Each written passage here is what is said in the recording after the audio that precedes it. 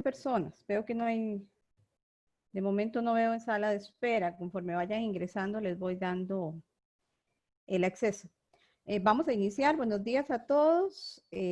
Hoy, aunque no estaba originalmente programada esta sesión Zoom, consideré que era importante que la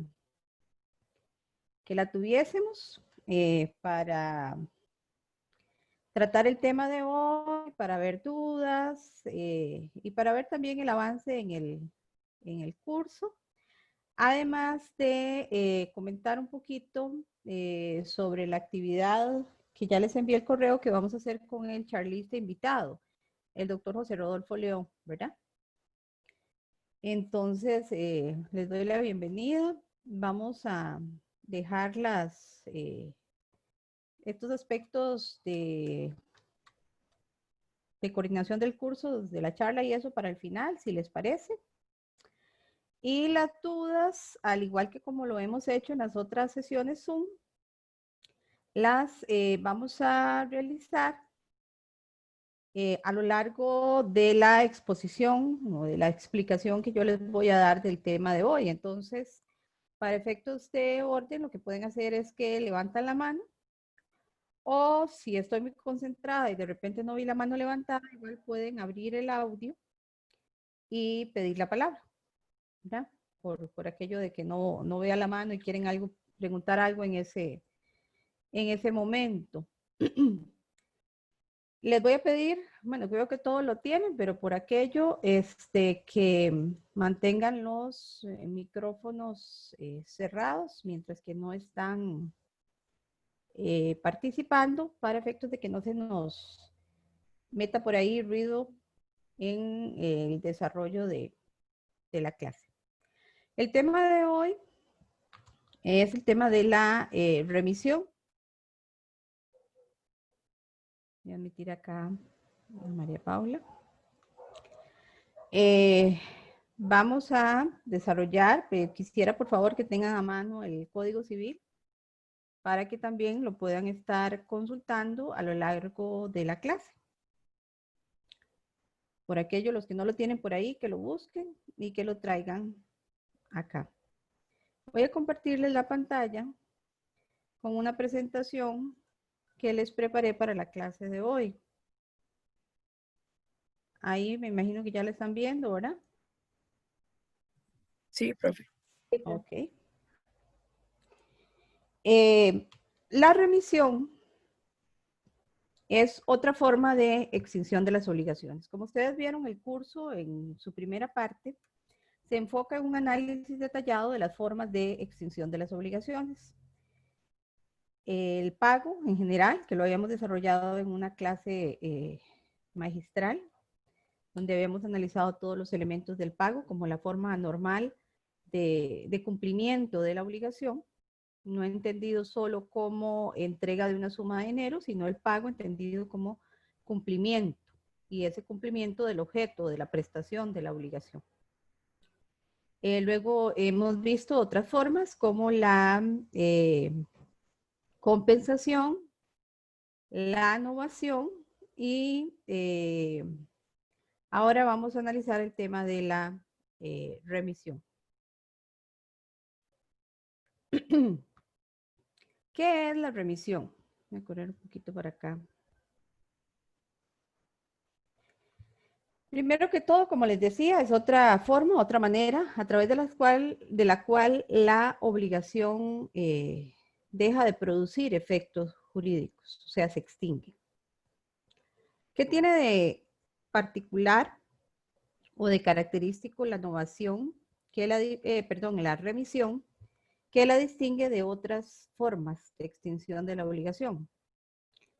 Primero que está de por medio un perdón, una actuación, una manifestación de voluntad del acreedor de la obligación, de perdonar el cumplimiento de la obligación al deudor en principio, pero no solamente al deudor principal, ¿verdad? También se puede dar ese perdón o esa remisión hacia el fiador, hacia un garante real, hacia un codeudor solidario, o incluso se puede perdonar la cláusula penal establecida dentro del contrato. ¿Recuerdan que era un garante real? ¿Tienen claro eso? Ok. Otro aspecto importante es que la remisión tiene que ser gratuita, ¿verdad? Que no se reciba nada a cambio. Porque si yo lo que hago es que recibo algo a cambio distinto de lo que originalmente habíamos pactado, sería remisión, ¿creen ustedes? No, ¿verdad? No, porque no habría un perdón. Exacto. ¿Y a qué figura se parecería más? A la novación. No creo una nueva obligación, sino que entrego algo diferente de lo originalmente pactado y el deudor me lo acepta, manifiesta la voluntad de estar de acuerdo en recibir un objeto distinto. ¿Cuál sería esa? Cesión. La dación en pago. La ¿verdad? dación, sí. La dación en pago. Entonces, ¿qué distingue a la remisión de estas otras figuras? La gratuidad. Y precisamente esa gratuidad hace que se parezca mucho a otra figura jurídica que no extingue obligaciones, pero que tiene ese elemento de la gratuidad, que es la donación. Ahora más adelante vamos a ver las diferencias que existen entre la remisión y la donación. Hay similitudes, tanto así que el legislador establece que en cuanto al fondo, la remisión se va a regir por las reglas de la donación, no así en cuanto a la forma. Y esto se establece precisamente por ese elemento de gratuidad que asimila o asemeja mucho a la remisión con la novación. Precisamente porque hay una voluntad del acreedor de perdonar el cumplimiento de la obligación, no se va a producir un efecto satisfactorio. ¿Recuerdan los tres elementos, los tres efectos que produce en principio el pago? ¿Recuerdan que era la satisfacción del interés del acreedor, la liberación por parte del deudor y la extinción del vínculo jurídico? En esta figura específica de la remisión no se va a producir, se extingue la obligación, se libera el deudor, pero el acreedor no va a tener ese efecto satisfactorio. Algunos señalan, por ahí lo menciona Fernando Montero, que hay un efecto satisfactorio desde el punto de vista del acreedor, en el sentido de que va a experimentar ese bienestar de haber dado un perdón a otra persona, pero desde el punto de vista jurídico y de las obligaciones eso no es relevante. Lo que produce el efecto satisfactorio es que efectivamente se cumple con la prestación a satisfacción a voluntad del acreedor. Por eso, en realidad, aquí, no sé, en esta figura no se produce un efecto satisfactorio para el acreedor. Más allá de que el acreedor crea que se va a ganar el cielo por el perdón o lo que sea, eso no tiene efectos a nivel jurídico. Y sí se va a producir el efecto liberatorio del cumplimiento de la prestación debida para el deudor o para el fiador o para el garante real, dependiendo de hacia qué sujeto se dirija ese perdón, esa remisión. A ver. Listo. Okay. La naturaleza jurídica. Bueno, a mí no me gusta mucho esto, la naturaleza jurídica. ¿Recuerdan cuando en sistemas de investigación hablábamos de que a veces cuando nos preguntamos por la naturaleza jurídica es como tan abstracto ese concepto y nos vamos al mundo de metafísico? Pero entonces, para concretar más un poco el tema de a qué nos referimos con la naturaleza jurídica, tenemos que hacerlo a partir de preguntas, creo yo. O sea, para que produzca efectos jurídicos la remisión, ¿es necesaria o no la aceptación del sujeto remitido? Porque si nos decantamos en uno u otro sentido, la figura se ubicaría de forma diferente como un acto jurídico o como un contrato con naturaleza contractual. Otra pregunta que debemos hacernos es si requiere del acuerdo de ambas voluntades, ¿verdad? Acreedor, deudor o remitente, remitido, si queremos hablar en términos más generales, porque no siempre el perdón se dirige hacia el deudor, como les señalé anteriormente, ¿verdad? De lo que ustedes leyeron, ¿cuál creen que es la naturaleza jurídica? En el caso de Costa Rica, ¿qué podríamos decir? Ahí veo que Edson abrió el micrófono. ¿Iba a decirnos algo, Edson? Sí, que según la lectura se habla de que tiene un carácter bilateral y que al parecerse la donación, en ese sentido, tiene que mediar la voluntad de las partes. Entonces, solamente sería posible si el deudor acepta y está de acuerdo en que se realice la figura jurídica. Uh-huh. Es correcto. Existen dos tesis en torno a la naturaleza de la remisión. Por una parte, unos señalan que no es necesaria la aceptación del deudor y consideran que la remisión, en cuanto a su naturaleza, es más un acto jurídico que un tema contractual, ¿verdad? Y existe otra tesis llamada la tesis contractualista que señala esto a nivel doctrinario, ¿verdad? Que sí es necesaria la aceptación por parte del deudor. Para el caso de Costa Rica, para el caso nuestro, tenemos que tomar en cuenta dos normas para llegar a una conclusión al respecto, dos normas del Código Civil. Por una parte tenemos el artículo 821 que ya antes les había dicho, que nos dice que la remisión está sometida en cuanto al fondo a las reglas de las donaciones. Entonces por ahí ya el legislador creó una referencia directa de la remisión hacia la donación en aquellos aspectos de fondo, la gratuidad y lo que está regulado en el tema de la donación. Y el 1399 del Código Civil, que es una norma que está ubicada en el capítulo de las donaciones, al cual hace referencia el 821, nos dice que la aceptación puede hacerse en la misma escritura de donación o en otra separada, pero no surte efecto si no se hace en vida del donador y dentro de un año contado desde la fecha de la escritura. La donación es más ritualista, o sea, es más formal, más formalista en cuanto al cumplimiento de requisitos que la remisión. Por eso es que se habla ahí de la escritura. La aceptación de la donación tiene que hacerse en escritura, bueno, puede hacerse en escritura pública, pero en la donación en sí se pide que sea en escritura pública. Entonces, en el caso de estas normas, ya voy, Davis, veo que levantaste la mano.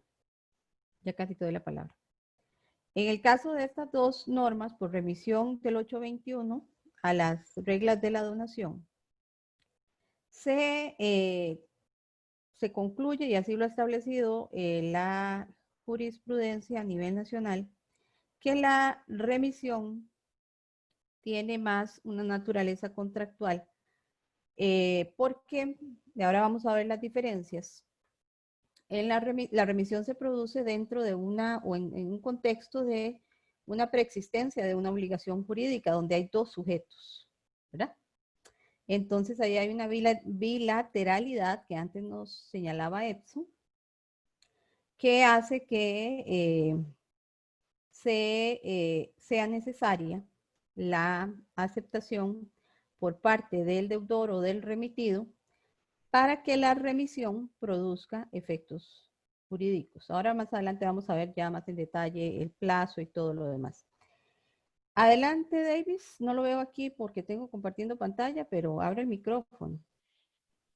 Hola, profe, buenos días. Hola, ¿cómo le va? Por bien. Profe, bueno, entonces, o sea, nunca el remitido podría, sin la aceptación, digamos, verse beneficiado con esta figura, digamos, siempre va a tener que mediar la aceptación igual que en la donación. Ahora vamos a ver el tiempo del plazo.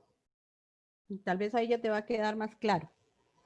En el sentido de que, siguiendo la tesis de una u otra tesis, ¿verdad? Si seguimos en el caso de la tesis contractualista en Costa Rica, incluso ahí se los señalo, la aceptación es un requisito de validez por aplicación analógica de las reglas de la donación. Entonces, si el remitido no acepta, no produciría efectos jurídicos. Ahora vamos a ver en cuanto al plazo y las dos posibilidades de plazo, ¿verdad? Pero sí es un requisito de validez para que se produzca la extinción de la obligación. Incluso aquí les traigo algunos casos, tal vez más adelante ya te queda más claro, no quisiera adelantarme, pero sí traté de analizar algunos supuestos para que les quede más claro, pensando en el caso incluso de una posibilidad de pago por consignación, que por ahí la toca un poco Fernando Montero en el texto, pero quise luego desarrollarlo un poquito más y analizarlo un poco más. Entonces, tal vez no nos adelantemos. Ahora que explique esa parte del plazo e incluso de la posibilidad de consignación, voy a entrar más en detalle sobre eso. Pero en principio, ¿verdad? La aceptación es un requisito de validez. Esa es la tesis contractualista que se sigue por la jurisprudencia costarricense y creo yo que es la correcta porque efectivamente hay una revisión expresa a las reglas de la donación en el Código Civil que nos llevan a la aceptación como requisito de validez de esta figura. Entonces les decía que existen dos tesis. El Davis, tal vez al final, si ya no te queda del todo claro, volvemos a retomar la pregunta, pero es que no quisiera como adelantar. No, profe, está bien, gracias. Ok, el acto unilateral es una de esas tesis donde se considera que no es necesario el consentimiento del deudor, porque cualquiera puede renunciar a su derecho real, personal, salvo que la ley se lo prohíba o se lo impida. Aquí es importante, bueno, por un lado, lo que ya les señalé, de que en el caso de nuestro país se sigue expresamente la tesis contractualista, y por otro lado, de que el acto unilateral parte del concepto de renuncia. Como vamos a ver más adelante, la remisión es un tipo de renuncia, o sea, es una especie de renuncia, en la cual no es una renuncia en general de un derecho real o de un derecho personal, sino que es una forma particular de renuncia en la que participan dos sujetos. ¿No? Tal vez podría pensarse, no sé si ustedes se han hecho esta pregunta, cuando revisaban el material que les facilité. Bueno, pero si alguien me está perdonando algo, ¿cómo voy a decir que no? ¿Se han preguntado eso? ¿Alguno que quiera participar? Sí, sí, señora. Sí. ¿Y qué cree usted?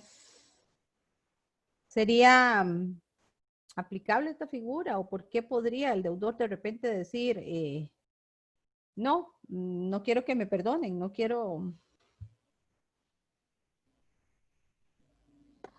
Profe, o sea, sinceramente, así, no sé, pero algo sumamente subjetivo, o sea, no sé, tal vez orgullo de que no querer, o sea, de simplemente querer pagar. Ujú. Podríamos verlo desde el punto de vista del orgullo, pero también desde el punto de vista de valores. Puede ser que alguna persona, el valor de cumplir con lo que se obligó en su vida sea un valor primordial en su escala de valores, ¿verdad? Y que diga, no, yo me comprometí, esto es lo que iba a cumplir y lo voy a hacer y lo quiero hacer por un tema de principios. O incluso podría ser que tal vez sienta que eventualmente ese perdón o esa remisión por parte del acreedor va a significar algún tipo de deuda pendiente de él con el acreedor a nivel moral, ¿verdad? A nivel jurídico, ¿no? Pero pueden haber una gama de posibilidades en las cuales el deudor diga, no, yo no quiero ser perdonado del cumplimiento de la obligación y quiero cumplir. ¿Verdad? Profe, Dígame.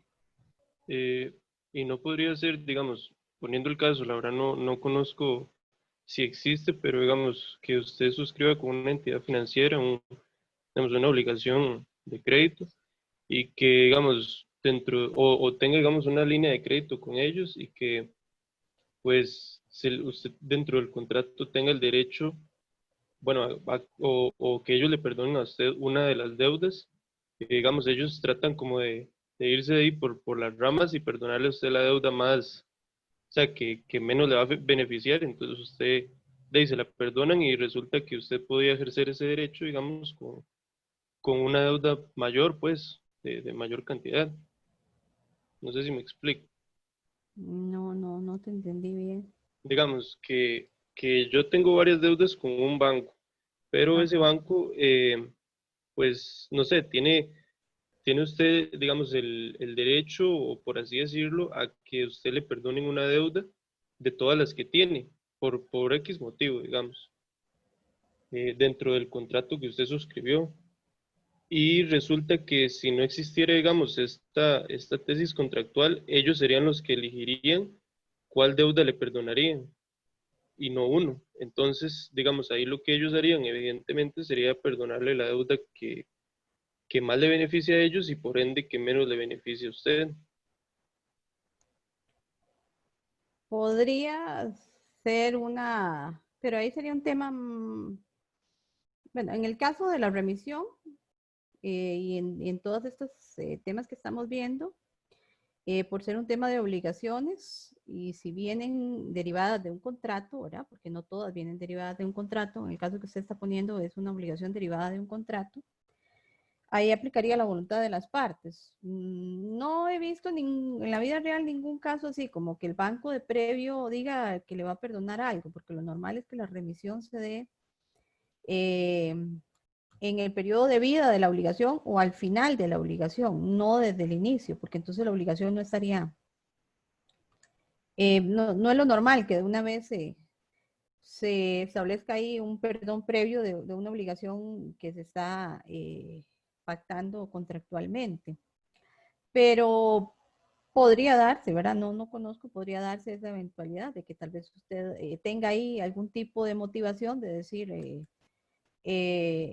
no, sin embargo, ante la eventualidad de que existiera una cláusula como la que usted está señalando en el contrato, que dijera que se podría aplicar el perdón a una deuda o se aplicaría la remisión a alguna de las deudas, creo que si no hubiese remisión, indicación expresa de a quién le tocaría elegir a cuál deuda, en principio sería al deudor, ¿verdad? Por la regla de la imputación de cumplimiento, imputación de pagos, que habíamos visto en clases anteriores, ¿verdad? Creo que en principio le correspondería a él. Entonces no veo que haya ahí posibilidad de, en ese ejemplo contractual, ¿verdad? Que haya una cláusula donde, lo cual me parece poco probable porque normalmente no se incluyen este tipo de cláusulas. La obligación nace para ser cumplida y luego es en el desarrollo de la obligación o al final que hay alguna situación que surge y que hace que el acreedor decida eh, remitir la deuda. Edson, ¿usted iba a agregar algo? Sí, a nivel nacional, yo he escuchado que lo que se puede hacer es una refundición, que sería como una unificación de deudas, pero eso realmente no respondería a un perdón. No, No, eso es otra cosa, exactamente. sería diferente. Eso es otra Pero cosa. en otras legislaciones he escuchado que uno eventualmente podría declararse en bancarrota. Entonces, después de declararse en bancarrota, a los años de que pase ese suceso, las entidades crediticias le pueden volver a ofrecer crédito. Entonces, yo quisiera que usted nos dijera algo acerca de ese tema, porque en realidad sería como, de cierta manera, un perdón, pero no voluntario. O de Sí, cierta manera, yo... ahora lo vamos a analizar. Es un tipo de remisión. Es un tipo de Perfecto. remisión obligatoria. No del todo voluntaria, pero ahora lo vamos a analizar. En concreto, eso que usted señala, bueno, lo de refundición de deudas, eso es otra cosa, eso no tiene que ver con el tema que estamos analizando. Pero en los casos de insolvencia o quiebra, se puede dar una remisión, pero más obligatoria. Por ejemplo, la Junta de Acreedores que decidan remitir por mayoría una deuda y a la minoría se le estaría obligando sería una remisión obligatoria para la minoría, que es el ejemplo que usted está dando. ¿Qué pasa si el deudor no acepta? De aquí es un poco lo que va en la línea de lo que antes me preguntaba Davis. Bueno, el acreedor manifiesta que él le perdona al deudor el cumplimiento, pero el deudor dice no, yo no quiero ese perdón, yo quiero cumplir con la obligación. ¿Podría realizar el pago por consignación ese deudor?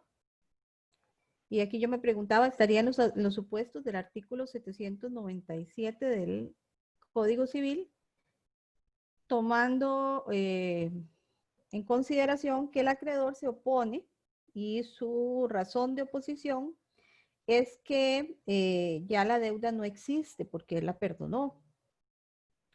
Pero aquí habría que preguntarle también a partir de cuándo surte efectos y a partir de cuándo se extinguió la deuda.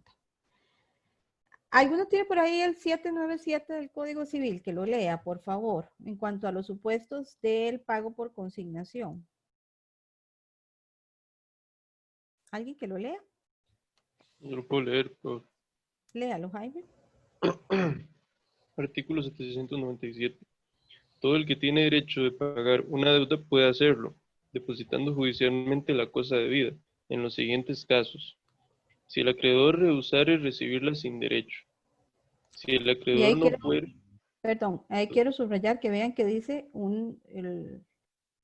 el negarse a recibirla es sin un derecho para esa negativa, ¿verdad? Siga. si el acreedor no fuere o no mandare recibirla en la época del pago o en el lugar donde éste deba verificarse. Ujú. Si el acreedor incapaz de recibirla careciere de tutor o curador.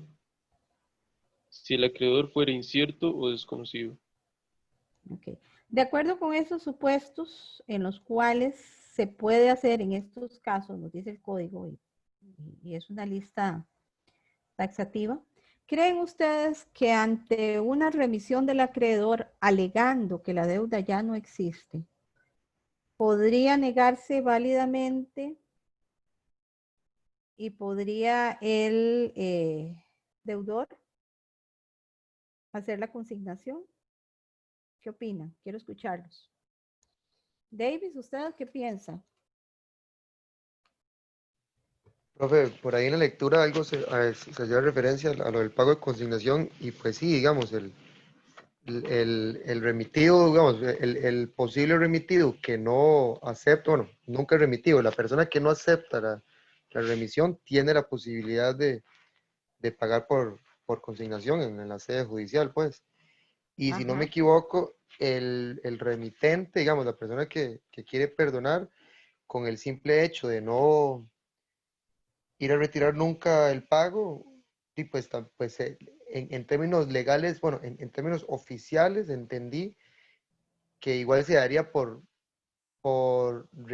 digamos, se tomaría en cuenta la figura de la remisión como extinción de esa obligación en específico, en el caso, como le digo yo, de que el acreedor no vaya y retire el pago, pero el deudor sí tiene la posibilidad de hacer el pago por consignación.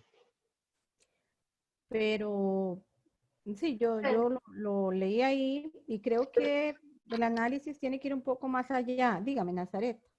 Es que no encuentro ahorita mi resumen la parte donde decía, pero si no me equivoco, decía que en realidad él puede hacer como un depósito, un pago por consignación, depósito judicial, y puede que el acreedor nunca lo utilice, ¿me entiende? O sea, dejarlo ahí y ya quedaría como a voluntad del acreedor si quiere aceptar o no eso, pero el deudor, el remitido, tiene derecho, digamos, como a hacer el depósito. Pues eso Ah, fue lo que entendí. ajá. Pero recordemos que ese depósito judicial le es notificado al acreedor y el acreedor podría oponerse. ¿verdad? En el pago por consignación, el acreedor puede oponerse. Entonces el acreedor se opone judicialmente y dice, no, aquí no procede la consignación porque yo me estoy rehusando a recibirla con derecho. Vean que el 797 dice si el acreedor rehúsa recibirla sin derecho. Pero él dice, me rehúso a recibirla con derecho porque la obligación ya no existe. ¿Qué harían ustedes como jueces? Que creo que ahí se queda corto en el análisis Fernando Montero, porque no profundiza un poco más, ¿verdad? Porque incluso si la remisión, si la consignación es sin derecho, ¿verdad? El acreedor va a tener que pagar todos los gastos del proceso y de la consignación. Pero si es con derecho, la negativa del acreedor es con derecho, esos pagos le van a corresponder al deudor, ¿verdad? Entonces creo que ahí tenemos que hacer un análisis un poquito más profundo y preguntarnos, bueno, ¿a partir de cuándo surte efectos esa remisión y a partir de cuándo se extinguió la deuda? ¿Verdad? Profe, Porque, ¿sí? perdón. Bueno, Dígame. sí es que quería participar. Que yo considero que a partir de la tesis contractualista, en realidad el acreedor no tiene derecho porque la revisión en realidad nunca operó, porque si se necesita la aceptación del deudor para su validez, no, la remisión no va a surtir efectos si no es válida. Entonces, el acreedor no puede tener por argumento la remisión si esta nunca operó. Correcto. Ahí, entonces, les preparé estos dos resúmenes un poco para analizarlo. Desde la tesis del acto unilateral, considerando a la remisión como productora de efectos jurídicos con la sola voluntad del acreedor, entonces produciría efectos desde esa manifestación de renuncia del acreedor. Pero sabemos que esta tesis no es seguida en nuestro país. Desde esa tesis del acto unilateral, el acreedor tendría derecho a rehusar recibirla y no procedería el pago por consignación, de acuerdo con el 797, porque dice que tiene que ser sin derecho, en sentido contrario. Si la negativa es con derecho, no procedería el pago por consignación. Entonces, la oposición del acreedor tendría que ser declarada procedente en sentencia y los gastos de la consignación correrían por cuenta del deudor, de acuerdo con el 802 del Código Civil, que se refiere al pago por consignación. Y para quienes siguen esta tesis, la remisión se daría aún en contra de la voluntad del deudor. Entonces, para responder la pregunta inicial, tenemos que ubicarnos desde una de las dos tesis. Si nos ubicamos desde la tesis contractualista, que me parece que en el caso nuestro es la correcta, la remisión produciría efectos desde la aceptación del deudor. Entonces, si el acreedor se opone al pago por consignación, indicando que la obligación ya se extinguió, esa oposición sería una oposición sin derecho, porque todavía la figura de la remisión no se ha dado, no ha producido, no tiene validez todavía, ¿verdad? Entonces el acreedor no tendría derecho a rehusar recibirla argumentando que la obligación ya no existe. ¿Por qué? Porque todavía existe, porque un requisito de validez es que el deudor aceptara y el deudor expresamente está diciendo no acepto. Y entonces en ese caso, déjame terminar, Gisela, un momentito. En ese caso procedería el pago por consignación según el artículo 797, porque ahí sí habría una negativa injustificada por parte del acreedor. Desde la tesis contractualista, entonces, la oposición del acreedor debería ser declarada improcedente en sentencia y los gastos de la consignación correrían por su cuenta. La deuda se extinguiría, a mi criterio, en este caso, por consignación, desde la fecha del depósito, de acuerdo con el 799, que dice que desde la fecha del depósito, en el caso de la consignación, que sí procede, ¿verdad? Se tiene por extinta la deuda. Entonces procedería por consignación y no por remisión, porque la remisión nunca se perfeccionó. Dígame, Gisela. Me surge una duda porque, por ejemplo, ¿qué pasa si digamos, la obligación está respaldada con un pagaré, una hipoteca, lo que sea, ¿ok? El acreedor decide perdonarle la obligación y entonces desaparece el pagaré o cancela simplemente la hipoteca y ya no hay un documento que respalde la operación. En ese caso, entonces, o sea, digamos, el acreedor está en toda su voluntad de no hacer efectiva el pago y el deudor de qué se agarraría para decir que hay una deuda si ya hay una cancelación de la hipoteca, si no hay un pagaré, si no hay nada que lo obliga a pagar. No te entendí el ejemplo. Por ejemplo, ¿Por qué se extinguió la deuda en su ejemplo? ¿Por qué causa? No entendí. Es que, o sea, la tesis es si el acreedor acepta o no acepta, ¿verdad? El ¿Qué deudor. pasa si el deudor no acepta? El deudor, Gisela. Sí, el deudor, perdón, no acepta. Pero, digamos, no el acreedor. El acreedor manifiesta, yo te quiero perdonar, ¿verdad? Ajá. Y ahora vamos a ver los plazos. Y el deudor dice que él no acepta, que él quiere pagar, ¿ok? Correcto. Pero ya no existe un pagaré, ya no existe una hipoteca, ya no existe nada que le diga. ¿Y por qué no existe el pagaré ni la hipoteca? Porque el acreedor decidió desaparecerlo, o sea, el acreedor decidió, digamos, o sea, darle, o sea, remitir la deuda, ¿me explico? La garantía accesoria, no la deuda. Sí, exactamente, la garantía que respalda la deuda ya no existe. Ajá. Entonces, en ese caso, o sea, el deudor, ¿cómo justifica que aún debe si ya no hay un pagaré y no hay ningún documento que diga que esa deuda efectivamente existe?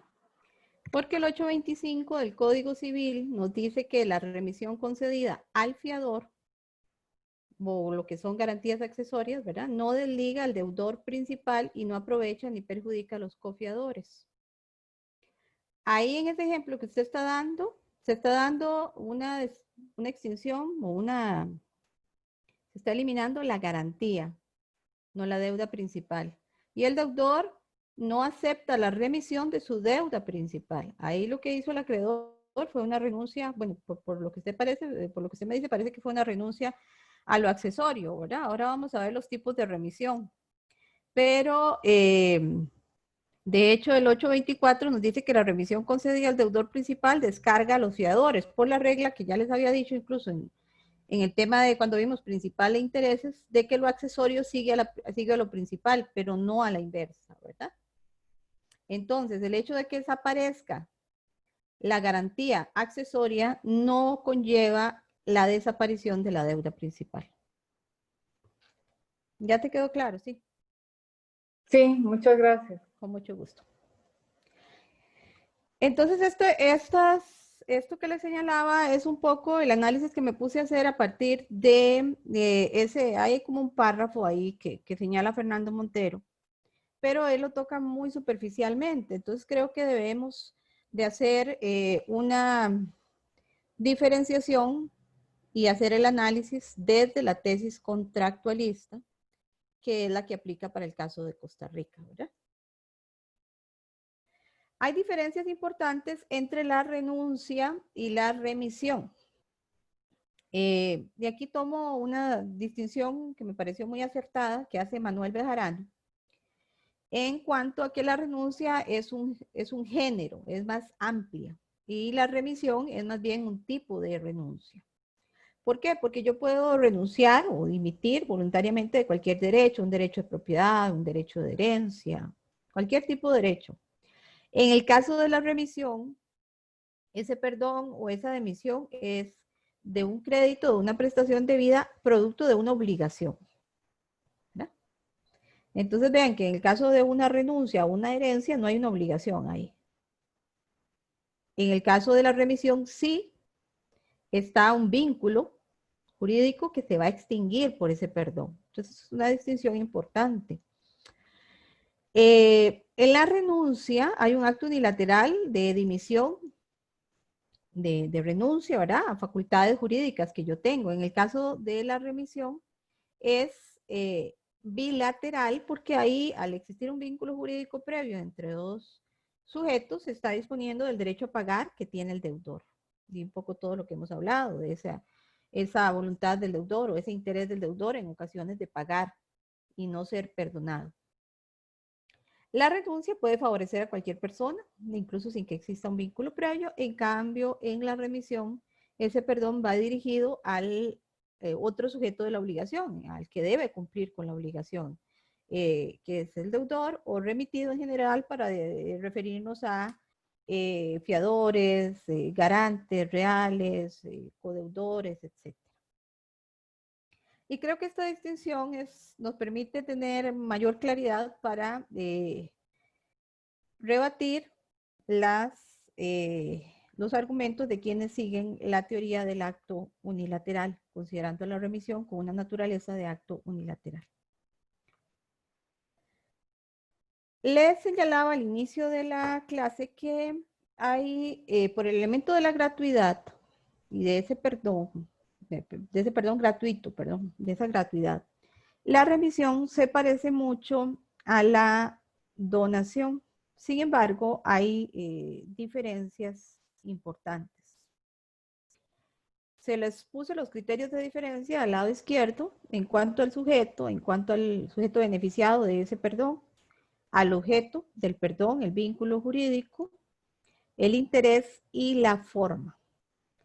En la remisión, el sujeto beneficiado ya está determinado desde un inicio porque hay una obligación preexistente. Entonces, ¿quién va a ser? El deudor o el garante solidario, o los otros sujetos que participan del lado del deudor en la obligación.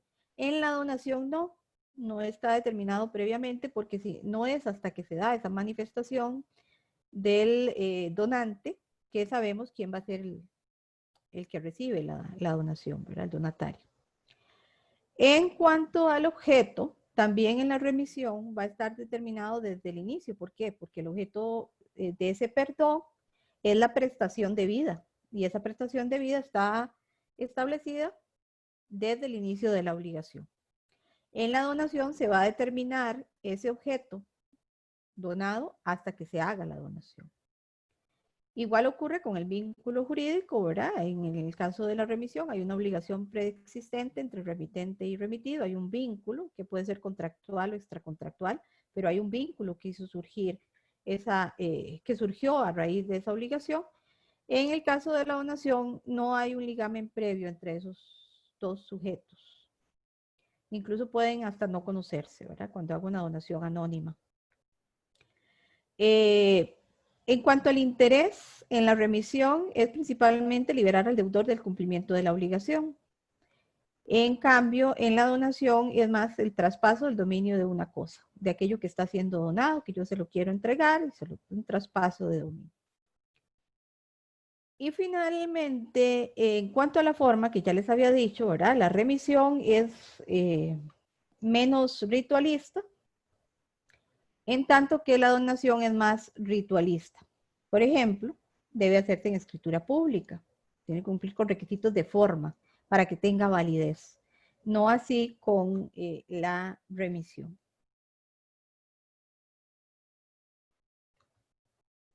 Aquí vamos a ver los tipos de remisión y tal vez ya algunas de las dudas anteriores hicieron referencia a estos tipos. Encontramos que la remisión puede ser parcial, puede ser impropia, puede ser sin ánimos donandi, puede ser bajo condición o puede ser presuntiva. Son los diferentes tipos. Cuando la remisión es parcial, como su nombre lo dice, lo que se está perdonando es una parte del crédito, pero eso no significa que se está renunciando al resto, ¿verdad? O sea, renuncio a una parte, pero el resto queda vigente. No proceden obligaciones de entrega de cuerpo cierto y determinado, que por su propia naturaleza no lo podemos dividir y decir, por ejemplo, un animal vivo. Por ahí Fernando Montero ponía el ejemplo de un toro, de una vaca, ¿verdad? Le perdono media vaca y deme la otra vaca y la entrega era de un animal vivo, ¿verdad? Entonces, no puedo cumplir la obligación a medias porque tengo que entregar el animal completo.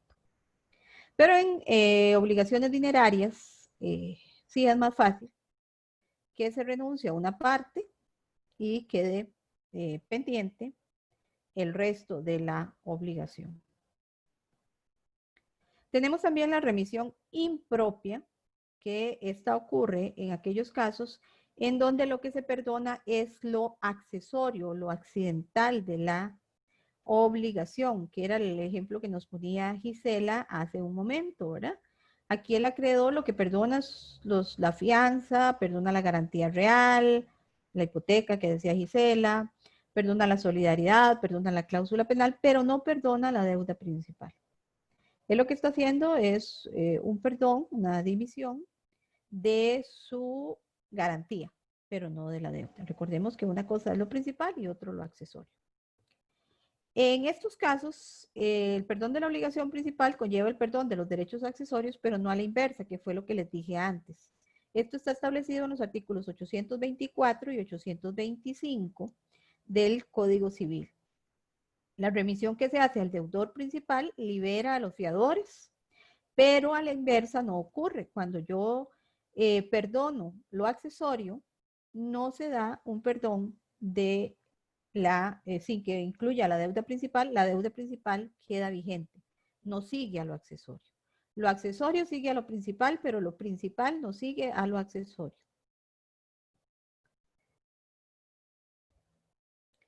Tenemos también los ejemplos. Sí, Denise, dígame, antes de entrar en el sin ánimos donandi. Sí, profe, es que en realidad yo no entendí el perdón en una obligación solidaria a uno de los codeudores, porque decía que se le perdona la solidaridad, pero no la deuda. O sea, que el acreedor, o sea, la relación no se extingue, que el acreedor sigue siendo el titular de ese derecho, pero no entendí, o sea, cómo alguien puede perdonar la solidaridad. Si me da como un ejemplo, tal vez. Ahora vamos a ver, tal vez ahorita lo vemos. Voy a terminar con esto y vemos los casos de solidaridad. La remisión sin ánimos donandi, ¿verdad? Este elemento normalmente está presente en la remisión, el ánimos donandi, o sea, la intención de perdonar, pero no siempre, porque existen casos en los cuales esa remisión puede ser obligatoria. Creo que era Jaime o Edson, no recuerdo cuál de los dos, que nos hablaba de la remisión cuando hay una situación que hace que realmente ese perdón no sea tan voluntario, ¿verdad? Esto es lo que se conoce como la remisión sin ánimos donandi, que se da en los casos de quiebra o insolvencia, que fue los que mencionó Edson, que se conoce como quita parcial, ¿verdad?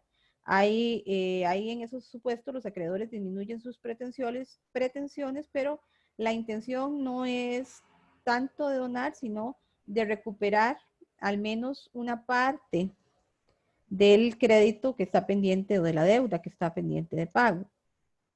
También puede darse cuando se da un perdón, se combina un precio, se estableció, pero con tal de, ya está establecido ese precio, ya hay acuerdo de voluntades, pero con tal de no malograr el negocio se decide disminuir el precio. O sea, hay un perdón en cuanto a la parte del precio ya previamente pactado, ¿verdad? Y puede darse en el caso de junta de acreedores cuando se decide por mayoría remitir parcialmente deudas del quebrado o insolvente. En esta junta de acreedores, en los casos de insolvencia o de quiebra, ellos deciden por mayoría. Y si esa mayoría decide que va a perdonar, pues se convertiría la remisión en una remisión obligatoria o sin ánimos donandi para la minoría.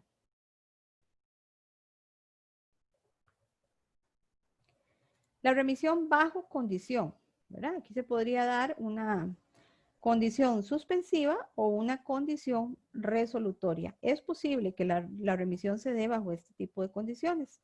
Por ejemplo, la suspensiva se da cuando en el momento en que la condición, la remisión se da, o sea, se produciría en el momento en que la condición se produzca, se realice. La condición que establecimos se realiza y entonces se da el perdón. En la resolutoria, ese perdón se produciría mientras que penda la condición, mientras que esté la condición. Pero si la condición ocurre, entonces tiene que, mientras que penda la condición, mientras que no se dé, perdón, y si la condición ocurre, si se da, entonces el deudor o el remitido va a tener que cumplir con la obligación. ¿Cuál sería un ejemplo? Por ahí el autor menciona algunos, pero quisiera escucharlos a ustedes. ¿Cuál sería un ejemplo de una condición suspensiva?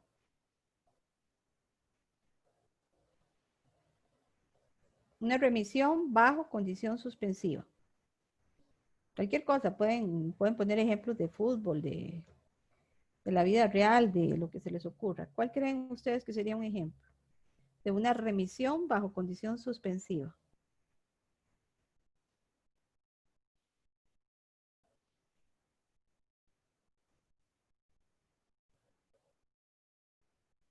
Profe, no sé, se me ocurre, ¿verdad? Estoy Diga. así como una, por ejemplo, un contrato de trabajo, o digamos, o se le da un plazo, digamos, ahora con eso del COVID, digamos, de las deudas, que eso no es suspensivo, porque es por un tiempo. Bueno, aunque la deuda aumenta, pero... No, pensemos en una obligación en la cual el acreedor va a dar un perdón, pero está sometiendo ese perdón a la existencia de una condición suspensiva. O sea, que se va a dar ese perdón en el momento en que se realice la condición. ¿Verdad? En el caso de la resolutoria, yo como acreedor digo, bueno, le voy a dar el perdón, pero si ocurre tal cosa, usted va a tener que cumplir con la obligación. Entonces, profe, podría ser, digamos, en los contratos de fútbol, digamos, de los futbolistas. Ajá. O sea, que la libertad, digamos, del contrato, si la otra parte acepta, digamos, o sea, no cobrar, qué sé yo, digamos que el contrato es, qué sé yo, por 2 años de fútbol y le da la libertad al jugador para que se vaya a donde él quiera y no tenga que cancelarle, digamos, ningún pago por incumplimiento del plazo. ¿Pero cuál sería la condición suspensiva? La condición suspensiva sería, o sea, que no cobre, o sea, que el jugador no, por ejemplo, existe un contrato, ¿verdad? De fútbol, ¿ok? Por ejemplo, el contrato los une por 2 temporadas, ¿cierto? Resulta que el jugador quiere, o sea, el acreedor ya no quiere al futbolista porque no quiere pagarle, qué sé yo, ese salario, y le dice, ok, yo suspendo, ¿verdad? El contrato, siempre y cuando, yo lo dejo libre, siempre y cuando usted no me cobre, digamos, la cláusula, o sea, de que tiene que ser por los 2 años, sino que lo dejo libre al año. No sé si me voy a entender. Pero ahí estaría hablando de un perdón del cumplimiento de la obligación puro y simple, porque le falta la condición. Distinto sería que usted diga, usted está obligado a cumplir durante 2 años con este equipo, pero yo le voy a perdonar la obligación si anota 10 goles, no sé, estoy inventando. Si anota 10 goles seguidos en un partido, yo lo libero del cumplimiento de la obligación. Ahí hay una condición para que ese perdón se dé. ¿Sería una condición de qué tipo? Gisela, viendo la diapositiva que tenemos aquí al frente. En ese tipo sería resolutoria, ¿verdad? No. No. Pues yo le estoy diciendo que usted tiene una obligación conmigo. Yo se la voy a perdonar si usted anota 10 goles seguidos en un mismo partido. Sí, sí, bajo condición. Suspensiva. ¿Por qué? Porque la remisión, el perdón se va a dar en el momento en que usted anote los 10 goles seguidos en un partido. Sí, ahora sí, ya entendí. Ok. Sí, tiene que darse Tiene que haber una condición. cumple. Ok. Gracias. Correcto. ¿Y cuál sería un ejemplo de una condición resolutoria? Tomando en cuenta ya el ejemplo que elaboramos aquí entre Gisela y mi persona. ¿Quién quisiera dar un ejemplo de una condición resolutoria? ¿Alguno que no haya participado? Profe, bueno, yo he participado, pero No importa. Dicen que ahora, ¿cómo es que pusieron ahí un meme? Ya no sé distinguir entre una sesión Zoom y una sesión espiritista. Un chiste en medio de la clase. ¿No lo han escuchado? Que empiezan a decir, Denise, estás ahí, Denise, si estás ahí, abre la cámara, Denise, ¿me escuchas? Entonces ya no sé, a Denise sí la estoy viendo, pero diga, Denise, Dayana levantó la mano, vamos a ver, Dayana no ha participado, adelante, Dayana.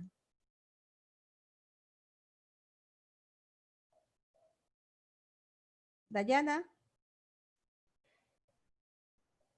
Dayana, ¿estás ahí? Dayana, ¿me escuchas?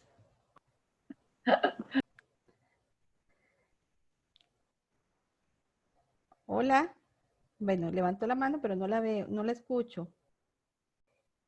Denise, a ver, denos el ejemplo, porque no escucho a... profe, o sea, se me ocurre que, por ejemplo, igual un equipo de fútbol contrate a un jugador que es muy bueno, pero que al momento está lesionado. Entonces, en el contrato se diga que, digamos, se le perdona el contrato, que no juegue para el equipo, pero cuando ya se recupere, o sea, cuando esa lesión desaparezca, entonces ya tiene que empezar a jugar. Podría ser, sí, podría ser una condición resolutoria, efectivamente. El perdón va a existir mientras que se dé la condición. Mientras que no se dé, la remisión se va a producir, ¿verdad? Pero si se da la condición, en este caso sería que él se recupere de la lesión, va a tener que cumplir con sus obligaciones contractuales, ¿verdad? Entendido como un perdón bajo condición. Lo que pasa es que, bueno, salvo que eso es algo como que de repente se podría saber de antemano dependiendo del tipo de lesión, pero sí es un ejemplo, podría darse un supuesto de condición resolutoria. Germán, usted levantó la mano. Hola. Profe, ¿ahora se escucha? Ahora sí, profe, Dayana. Ah, no, ok. no. Bueno, no sé. Bueno, Germán, si quiere, habla usted No, primero. adelante, Dayana. Ok, sí. Es que, digamos, bueno, antes no se me escuchaba porque yo creo que tenía un problema con el micrófono. Que digamos, se me ocurre, por ejemplo, en un contrato de arrendamiento, que digamos, uno como estudiante tal vez, no sé, en este caso, el que le alquila a uno, le puede perdonar la deuda, digamos, del alquiler de ese mes, hasta que se cumpla la condición, por ejemplo, el depósito de una beca, depósito de la beca de ese mes. Entonces, hasta que se cumpla esa condición, ya digamos, yo cumpliría con la deuda de ese mes, digamos, el depósito. Entendido que sí la condición, está muy bien el ejemplo, pero entendido que si la condición no se da, ese perdón permanecería, ¿verdad?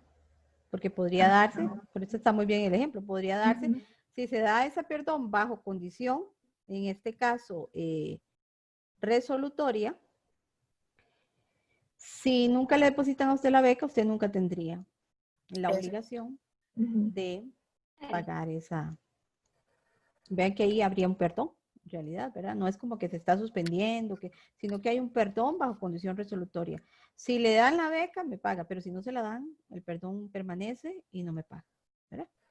Muy Profe, bien. ¿Sí? eso no sería como lo que pasa con CONAPE. ¿Qué pasa con CONAPE? Digamos que ellos no me cobran hasta que yo no empiece a trabajar.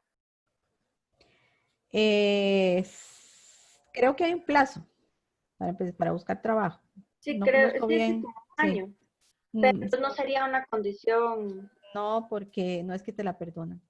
No hay un Ok, perdón ahí. perfecto. Porque de hecho hay garantías, ellos piden garantías y todo lo demás. Entonces, Imagínense que muy fácil, me dan el crédito y termino con el título y nunca busco trabajo, ¿verdad? Y entonces nunca pago la obligación y CONAPE estaría dejando ahí en descubierto un montón de... Por eso es que ellos establecen un plazo. Después de ellos le dan un plazo para que usted busque trabajo y empiece a pagar, pero si después de ese plazo usted no ha conseguido trabajo, empiezan a cobrar, ¿verdad? Entonces ahí no habría una remisión. Germán. No, profe. Era como un ejemplo así, pero creo que no. Es que yo estaba pensando con el mismo del equipo de fútbol. Digamos, se contrata un jugador y la remisión se mantiene siempre que anote un número X de goles en los partidos. Entonces, el momento que deje como una condición resolutoria, por decirlo así. ¿Me explico? Entonces, Al así revés, el ejemplo de Gisela, pero al revés. Exactamente.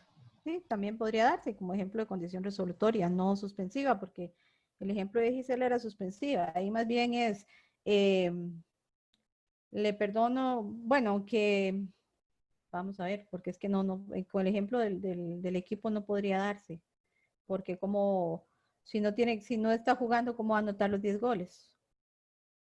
¿Verdad? Bajo condición Sí, sí. resolutoria. Ajá, sí. Entonces tendríamos que cambiar un poco el ejemplo, ¿verdad? Tendríamos que ajustarlo a una condición externa, ¿verdad? Pero sí quiero que les quede claro que no es una suspensión pura y simple, sobre todo el ejemplo de Nazaret creo que se presta muy bien para que comprendan y con la aclaración que les hice de que se da la remisión pero sujeta a una condición, pero previamente tiene que ver efectivamente una remisión y con el ejemplo de Dayana también, ¿verdad? De que si nunca le depositan la beca, el perdón subsiste y se da la remisión.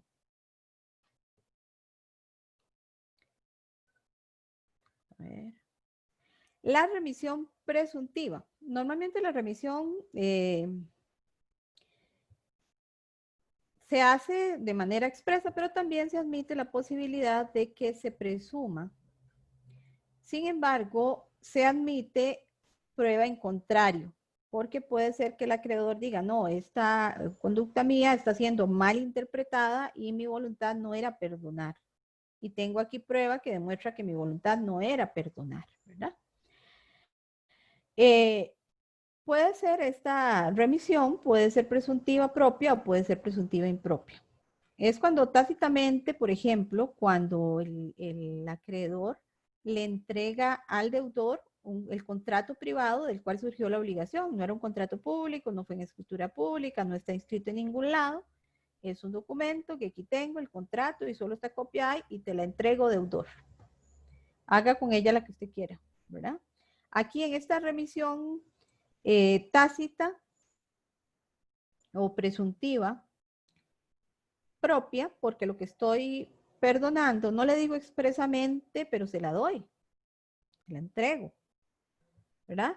Entonces, se presume que en principio eso es una remisión que está haciendo el acreedor al deudor. Salvo que el acreedor diga, no, yo se lo di para que él lo ojeara, lo revisara, para que viera unas cláusulas ahí sobre las cuales tenía duda, y cuando me di cuenta salió corriendo con el contrato, ¿verdad? Entonces no había una voluntad mía de perdonar, la entrega no fue para perdonarle la obligación, sino que la entrega es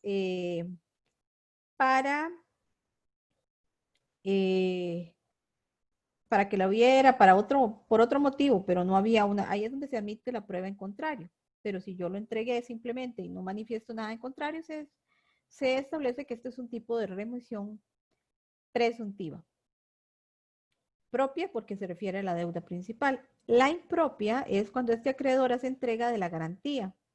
Aquí habría una remisión presuntiva, pero respecto de lo accesorio a la obligación, no lo principal. Le entrego la cosa que me dio en prenda, se la devuelvo. Le entrego las arras, el dinero dado ahí en señal. El objeto de retención, yo tenía derecho a retención. ¿Recuerdan cuando vimos en una de las primeras clases los supuestos en los cuales hay derecho a retención, que les di el listado del Código Civil, donde están establecidos? Entonces, en uno de esos supuestos yo tenía derecho a retención y entrego, ¿verdad? Entonces se presume que ahí hay una remisión, pero de lo accesorio. ¿Qué pasa al remitir, al perdonar? Lo accesorio, como le aclaré a Gisela al inicio, no significa que la deuda principal desaparezca, ¿verdad? No significa automáticamente una remisión para el deudor principal. Antes de entrar aquí, veamos entonces lo de la remisión de la duda de Denise, de solidarios, ¿verdad? O codeudores. Ahí se aplica que si yo le perdono o aplico el perdón para uno de los codeudores solidarios, ¿verdad? No significa que estoy perdonando la solidaridad como un todo, ¿verdad? No estoy perdonando a todos los demás, solamente respecto de ese codeudor solidario. Podría ser, cuando hablamos de codeudores solidarios, es porque yo establezco una obligación con varios sujetos que son codeudores entre sí, de manera solidaria, en el sentido de que todos deben la obligación, ¿verdad? Pero si le perdono a uno de ellos, no estoy perdonando a todo, del resto. Y ese se vería perdonado en su parte, pero no sé si por ahí es donde viene tu duda, ¿qué pasa? ¿Tiene responsabilidad o no en el resto de la deuda? ¿verdad? Por allí creo que hay un ejemplo que da Fernando Montero, no tengo aquí a la mano la lectura, pero hay un ejemplo que da en el sentido de que no perjudica ni afecta a los otros. Entonces yo tendría que, me veo perdonada en una parte, se ve disminuida la deuda, pero tendría eventual responsabilidad solidaria con los otros. Esa era tu duda. Sí, entonces, o sea, cuando digamos que el acreedor tiene un crédito de 100,000 colones con, qué sé yo, cinco codeudores. Entonces, se le perdona a uno, eso quiere decir que entonces la deuda pasa de ser de 100,000 a 80,000 o se mantienen los 100,000. Es que esa es mi duda.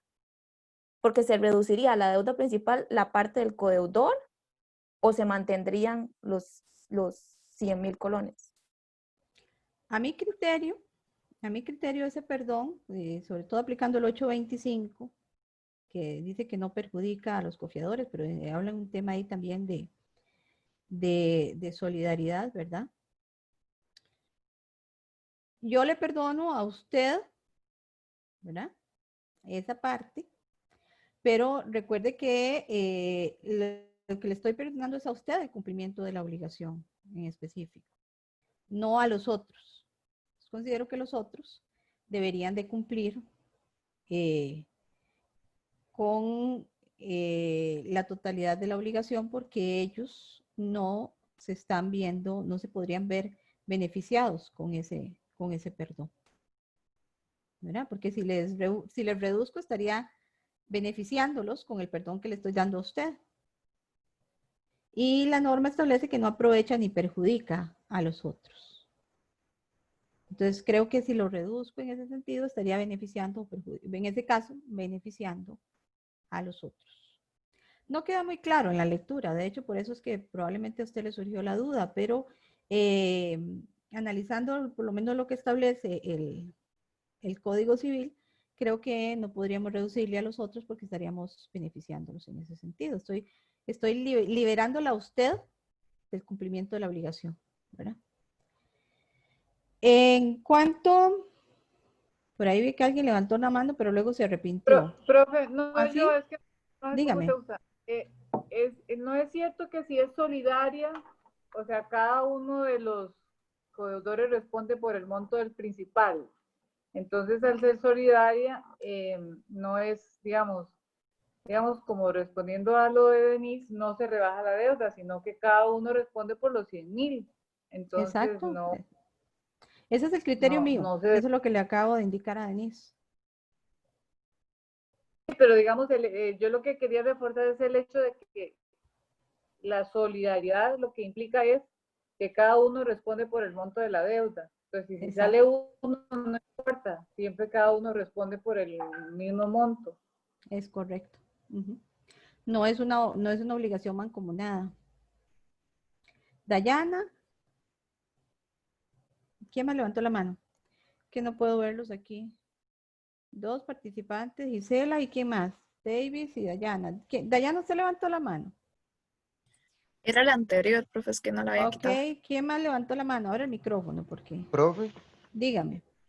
es que, bueno, en el caso de lo que indica el artículo 822, en relación a a la entrega que el acreedor hace del documento privado, digamos, en Que sirve de la título. remisión, sí, en la remisión presuntiva, en la práctica, digamos, a mí no me queda del todo claro en qué consiste esta entrega, digamos. Lo pienso en cuestiones crediticias y demás, pero digamos que el simple hecho de entregar una factura o un contrato privado, no sé, me suena un poco arcaico, digamos, no me queda tan claro. ¿Cómo la entrega el documento privado va a extinguir en sí la obligación? Porque yo como acreedor no tengo cómo demostrar. ¿Cómo la voy Pero, a demostrar digamos, si solamente estaba sentada en ese documento? es muy Y se lo poco estoy probable, digamos, entregando a... que solo exista una copia, eso es a lo que me refiero, por ejemplo, más ahora con Bueno, los sí. respaldos electrónicos. Estamos pensando en, sí, estamos pensando en ese caso de que sea el supuesto de que solo existe una copia y que se la entregué con voluntad de remitir y todo lo demás, pero podría darse, no todo el mundo, todavía hay casos en los cuales hay contratos que se hacen en papel, ahí un solo papel y se lo lleva el acreedor y, ¿verdad? Ahora pues se utiliza lo virtual, los contratos electrónicos y todo lo demás, pero no todos son así.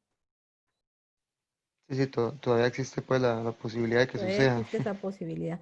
Pero vea que ahí tiene que ser del título, ¿verdad? No de la garantía accesoria, porque si lo que estoy entregando es el documento que respalda la garantía accesoria, ahí sería una remisión presuntiva impropia, ¿verdad? Para que le quede claro. Ujú. Ok, profe. Eh, sí, si tomamos en cuenta los nuevos medios de contratación, eh, o incluso que en obligaciones extracontractuales, que es un poco menos probable, pero no significa que no se pueda dar en la realidad. ¿Quién más me había dicho? ¿La Dayana era o quién más? Bueno, si no abren el micrófono, es que aquí estoy con la pantalla compartida y no puedo ver. Continúo. Ok. Los efectos jurídicos de la remisión, ya los hemos tratado un poco, sobre todo cuando analizamos el tema de las teorías del acto unilateral o la contractualista. Pero ¿qué va de la obligación? Libera a ese deudor o al remitido y no se produce la satisfacción para el acreedor. Sobre esto ya me referí adelante.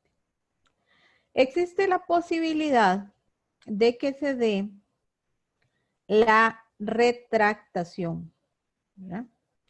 Y aquí significa que el acreedor tendría esa posibilidad o ese derecho de arrepentirse, mientras que el deudor no haya aceptado. Porque yo como acreedor hice mi manifestación de voluntad de perdonarle al deudor la deuda, pero ese deudor, mientras que no haya manifestado su aceptación, no se produciría la validez de la remisión. Entonces podría bien yo como acreedor, siguiendo la tesis contractualista, que es la que se sigue en el caso de nuestro país, podría decir, no voy a, me arrepiento, ya dado que aún no ha pasado el año. Ahora vamos a ver el plazo que se establece, el año para que usted, digamos, el año de plazo para que usted acepte. Yo durante ese plazo puedo como acreedor retractarme dentro de ese año. Y sí hay que considerar la notificación de ese retracto al deudor, porque primero yo como acreedor le comuniqué el perdón de la deuda, pero él no ha aceptado. Entonces tengo que comunicarle el retracto, porque podría darse que el deudor acepte la remisión sin tener conocimiento de ese retracto. Entonces, si él acepta y no le había llegado la notificación o no tenía conocimiento por ningún medio del retracto por parte del acreedor, esa remisión sería válida, ya se perfeccionó. Manifesté mi voluntad, como acreedora, deudor aceptó y se perfeccionó esta forma de extinción a través de esta aceptación. Pero si el retracto, si hay retracto y ese retracto le es notificado al deudor antes de que él acepte, entonces la aceptación posterior al retracto ya no sería válida, ¿verdad? Ya ahí el deudor no podría, porque no manifestó en tiempo antes del retracto por parte del acreedor. Pero sí se reconoce la posibilidad de retracto del acreedor. En cuanto al plazo para aceptar la remisión, hay dos normas, el 1399 del Código Civil. No hay un plazo específico eso lo aclaro al inicio, no hay un plazo específico para el retracto de la remisión en el capítulo 2, los artículos que se refieren a la remisión. Pero recordemos que hay una referencia o una remisión expresa en el 821 del Código a las reglas de la donación. El 1399, que se refiere a la donación, establece el plazo de un año. Entonces se ha interpretado que por aplicación analógica de las reglas de la donación, se aplicaría ese plazo regulado en el 1399 del Código Civil. Quiere decir que durante ese año el acreedor puede retractarse en cualquier momento antes de la aceptación del deudor. Vencido el plazo del año, ¿verdad? La remisión es inválida por falta de aceptación. Ya no tendría validez. Está vigente por un año. Está la posibilidad de aceptación por parte del deudor. Pero también durante ese año, el acreedor en cualquier momento, antes de que el deudor acepte, puede retractarse. Eso es lo que establece o lo que se concluye a partir del 1399 por aplicación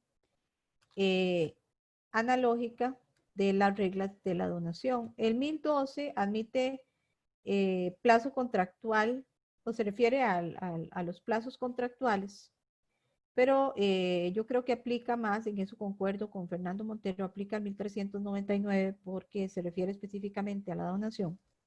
El 1012 nos habla de los plazos contractuales, donde nos dice que pueden ser 3 días, si quien tiene que aceptar, ¿verdad? Vive en la misma provincia, 10 días si vive en una provincia diferente, la persona que tiene que aceptar, y 60 días si vive en otro país para aceptar. Pero a diferencia del plazo de un año del 1399, el 1012 nos establece que durante ese tiempo el acreedor está obligado a mantener su ofrecimiento. Esa es la diferencia principal. Vencido el plazo, igual que el anterior, se presume que no quiere aceptar, que no hay aceptación. Pero en el caso del plazo de un año, en ese año el deudor se puede retractar el acreedor se puede retractar en cualquier momento, mientras que el deudor no haya aceptado. Cuando ya el deudor aceptó y le fue notificado al acreedor esa aceptación, el acreedor no puede retractarse, ¿verdad? Igual a la inversa, si el acreedor se retracta y le fue notificada esa retractación al deudor, el deudor ya no puede aceptar, porque ya hubo un retracto debidamente notificado. En conclusión, considero que realmente aplica el plazo de un año y eso significa que ese acreedor podría retractarse durante ese plazo, siempre y cuando el deudor no haya aceptado, y vencido el plazo de un año, si no se da la aceptación por parte de la remisión por parte del deudor, no tendría validez esa remisión. Esto está relacionado con lo que me preguntaba Davis al inicio y que le contesté, ¿verdad? En el sentido de que si tiene mucho peso la aceptación para la validez, la aceptación del deudor, porque si no acepta, no se va a dar la remisión. Dígame. Una pregunta, entonces, pero en ese caso igual el remitente y el remitido podrían acordar un plazo, o sea, en vez de decir un año, podrían, qué sé yo, acortarlo contractualmente. Sí, también, podría darse contractualmente. Y en ese caso ¿verdad? que... Pero si lo hacen contractualmente, aplicaría el 1012. En principio tendríamos el 1.399 por aplicación analógica de las reglas de la donación. Pero si hay un plazo contractual para el retracto, entonces ellos podrían establecer un plazo diferente a este del 1012. Podrían perfectamente establecer un plazo de 6 meses, de 3 meses, porque es por la vía contractual. Si no hay un plazo establecido, entonces aplicaría el 1.399. Pero sí está muy buena su aclaración, en el sentido de que sí se permite que las partes incluso le pongan una condición específica o también que le pongan un plazo específico para que se dé la aceptación y eventualmente hasta para que se dé el retracto. Pero si no hay por la vía contractual ningún tipo de acuerdo en ese sentido, aplicaría el año del 1.399. Hasta acá con las reglas de la remisión y todo lo referente a esta figura. No sé si queda alguna otra duda adicional. Ya creo que todas quedaron evacuadas a lo largo de la clase. Quisiera comentarles un poquito sobre la charla que ya les envié. Voy a dejar de compartir para verlos. Ya les envié el correo indicándoles la fecha. Va a ser el jueves 1 de septiembre. Perdón, me devuelvo. 1 de octubre. Entonces estamos ya va terminando septiembre más bien. A las 5:30 yo les estaré enviando, creo que es de este jueves que viene en 8, ¿verdad? Vamos a ver. Sí, este próximo jueves es 24, es de este jueves que viene en 8 días, a las 5:30 de la tarde. Yo les envío unos días antes, unos 2 días antes, por medio de correo, o también lo puedo compartir por los 2 días, lo voy a hacer en el WhatsApp y en correo electrónico, el enlace para que se conecte. Sí quisiera pedirles, por favor, la participación, porque don José Rodolfo muy amablemente va a brindar esta charla. Él la ha brindado ya en el Colegio de Abogados, pero en esta ocasión yo se lo solicité y muy amablemente va a brindar esta charla a ustedes, al curso. Tiene relación con uno de los temas finales, pero nos vamos a adelantar un poquito por disponibilidad de don José Rodolfo, que es el tema de algunos tipos de responsabilidad en caso de mala praxis. Esta en concreto se refiere a la responsabilidad civil en cirugías estéticas, que es un tema bastante novedoso e interesante y está relacionado incluso también con otros cursos en los cuales ya ustedes han llevado sobre la responsabilidad civil, pero en este les decía yo al inicio del curso, ahondamos ya en algunos ejemplos específicos de responsabilidades por parte de profesionales liberales, en este caso de médicos. La vamos a grabar igual, pero eso no significa que no sea importante la participación de todos ustedes. Ya yo conversé con don Eli Marcial y don Eli me autorizó para hacerlo en el horario del curso de él. Incluso quedamos de que él también se va a unir a la charla. Voy a ver si consigo algún material adicional para enviarles previo a la realización para que ustedes también puedan leer algo. No sé si queda alguna otra duda. La próxima semana la clase es asincrónica y luego la que sigue es sincrónica. Creo que es así. Sí, se sigue una asincrónica y luego seguiría una sincrónica. Si queda alguna duda, me la pueden hacer en este momento, alguna pregunta. Y si no, nos veríamos de hoy en 15 días por medio de Zoom. Igual que todos los, tanto si las clases son sincrónicas o asincrónicas, yo abro una sesión para cada semana. Ustedes lo han ido viendo para que llevemos un orden de todas las actividades, de los temas, del desarrollo de los contenidos. Entonces, igual cada semana, los lunes, yo abro la sesión correspondiente. Y ahí ustedes van, como lo hemos venido haciendo, a encontrar todos los materiales. Ignacio grabó la clase de hoy y nos la va a compartir por medio de YouTube a través del chat. No sé si hay algún otra pregunta, algo que quieran agregar. Profe, a mí me quedó una duda. Dígame. De la lectura, cuando habla de la remisión de sin ánimos donandi, bueno, no sé si, porque me quedó la duda con el ejemplo que él puso, que él decía que en casos que el vendedor disminuya el precio de la cosa que pretende vender, con tal de no perder el negocio, o sea, que ahí habría una remisión sin ánimos donandi. Él pone ese ejemplo, ¿verdad? Sí, pero reducción del precio ya previamente pactado, ¿verdad? Porque si no hubo acuerdo en el precio y lo que están negociando, todavía no habría remisión porque la obligación no ha nacido a la vida jurídica. Ok, esa era mi duda. Recordemos, ya entendí. Exacto. Recordemos que para que haya remisión tiene que haber una obligación preexistente. Entonces, si estamos en un periodo de negociación previa y no hemos acordado el precio, ese ir y venir, ese tira y encoge, no sería remisión, son acuerdos prenegociales.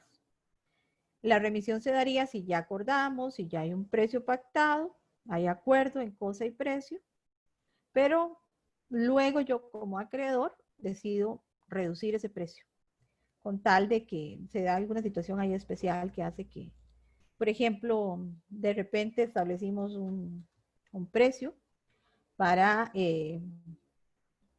un tipo de servicio y ese precio se volvió sumamente oneroso a raíz del COVID-19, ¿verdad? Y entonces, con tal de no perjudicarla a usted como deudora y de no malograr el negocio y no generar un conflicto judicial, entonces yo decido perdonarle una parte del precio y reducirlo, ¿verdad? Pero sí es importante, yo lo dije ahí, tal vez sí, de momento no lo captaste, es importante que sea ya un precio previamente pactado, porque si no hay acuerdo en el precio, todavía no podríamos, si están en esa etapa prenegocial de definir el precio, no podríamos hablar de una obligación preexistente. Y ahí aprovecho, porque ahora me acordé del artículo que les envié, que me compartió don Walter. No sé si ya lo han leído, pero está muy bueno. Aprovecho para decirles, se los mandé por correo, ¿lo vieron? ¿No lo han visto? Sí, profe, sí lo vimos. Aprovecho para invitarlos a que lo lean. En realidad, pues tiene relación con el curso en el sentido de que se dan las situaciones de los contratos y la cláusula rebus sic stantibus a partir de situaciones totalmente impredecibles como lo que estamos viviendo en este momento de una pandemia a raíz del virus COVID-19. Está muy interesante, muy actual, y entonces por eso se los compartí. Los invito a los que no lo han leído a que lo lean. Si no hay más preguntas, no sé, si hay algo que quieran comentar, cómo les ha ido, bueno, ya les revisé a todos, ya les califiqué la actividad del cuadro sinóptico. Igual pueden revisar sus calificaciones en el aula virtual. Ahí están las calificaciones. Me queda pendiente de momento únicamente el análisis de sentencia que acaban de entregar el domingo, pero ya las otras dos actividades ya están calificadas. Si no hay nada más que agregar, es un gusto haberlos visto y escuchado hoy, a los que pude ver y a los que pude escuchar. Cualquier cosa me pueden seguir contactando por correo, por WhatsApp, de lunes a viernes, eso sí, y antes de las 5 de la tarde. Y nos vemos de hoy en 15. Que estén muy bien. Hasta luego. Gracias, profe. Chao, profe, muchas gracias. No, profe, Gracias.